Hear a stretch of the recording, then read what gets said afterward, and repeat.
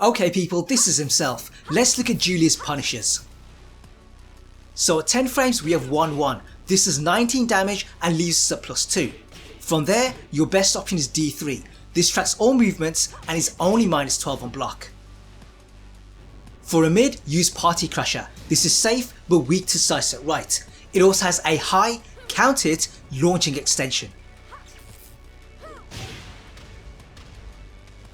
Now at minus frames, most people will just block, so to pressure them, use FF4. This is 20 frames and +2 on block.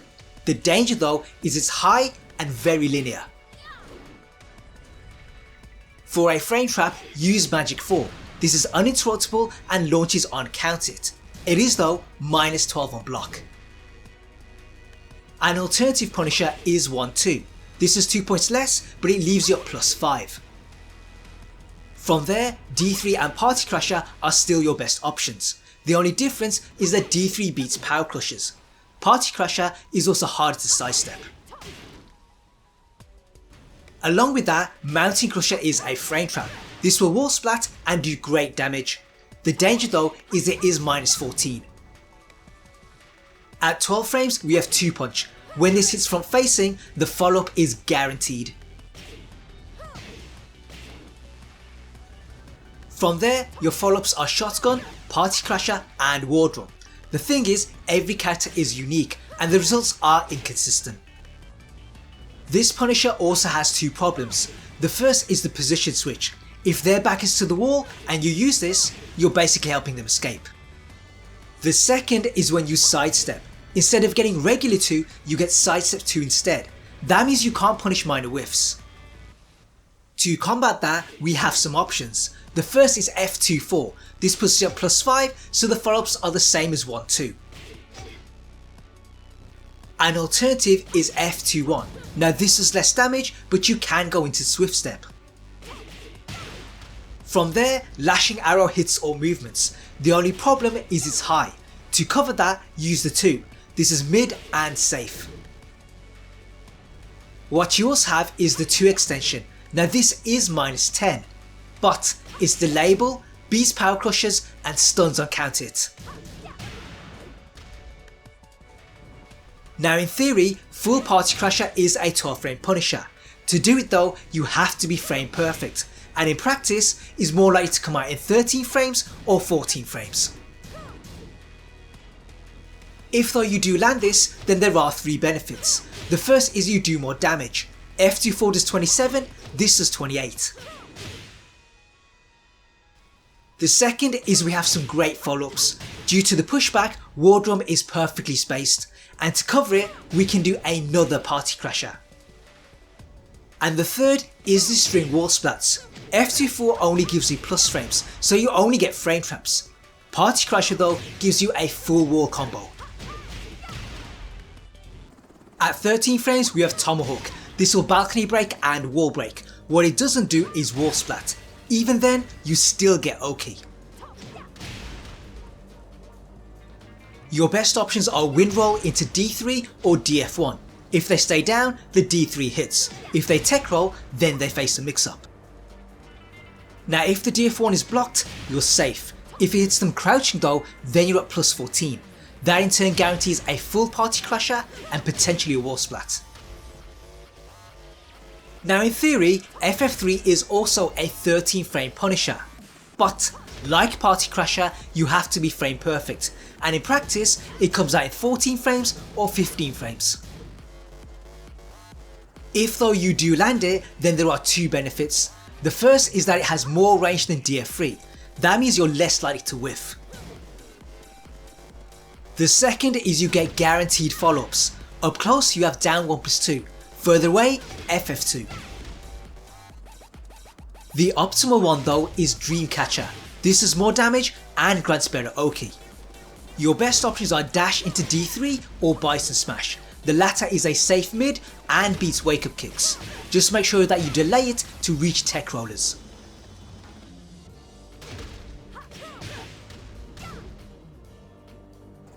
At 15 frames we have DF21.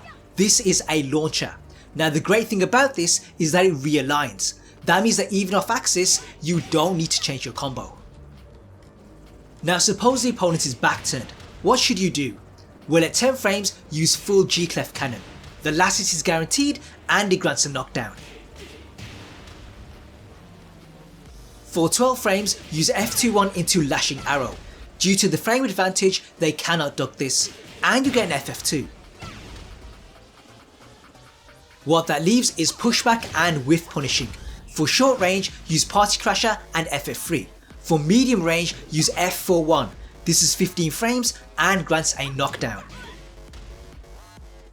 Your main pushback move though is down 1+2. This is 16 frames and has good range.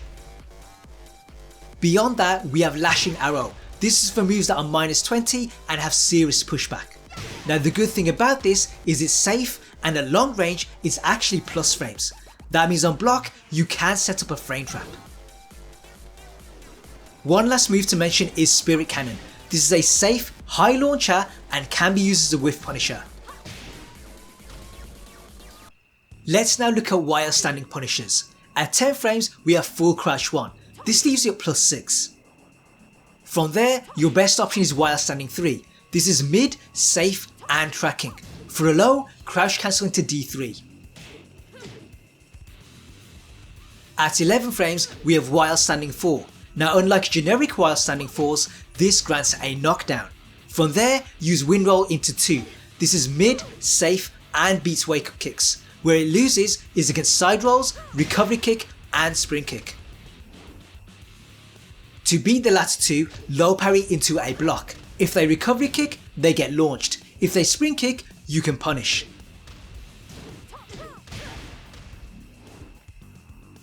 What that then leaves is people staying down. To cover that, wind roll into D3. This clips side rolls and provides a mix up. The danger though is that a wake up low will trip. At 12 frames we have full crouch DF2. This knocks down in the open and splats at the wall.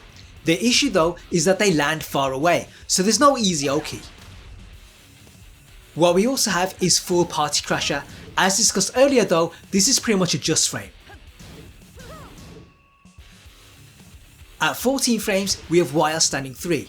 In the open this puts us at +12 guard frames. Due to the pushback though, there's no easy follow-ups. Where that changes is at the wall. Here we get a wall crush. That puts us at +24 guard frames. From there I'd go into crouch and employ a mix up. For a mid use another while standing 3. For a low go for bow and arrow. This is a natural combo and guarantees FF3 at the wall.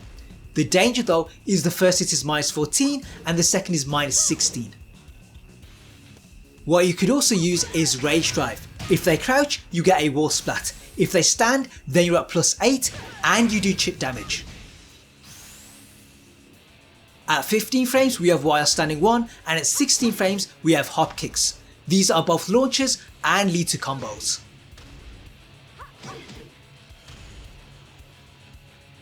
Now if you'd like me to take a deeper look into Julia, then there's two things you can do.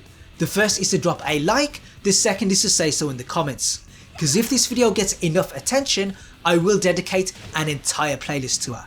Until then, have fun, play well, and I'll see you guys in the future.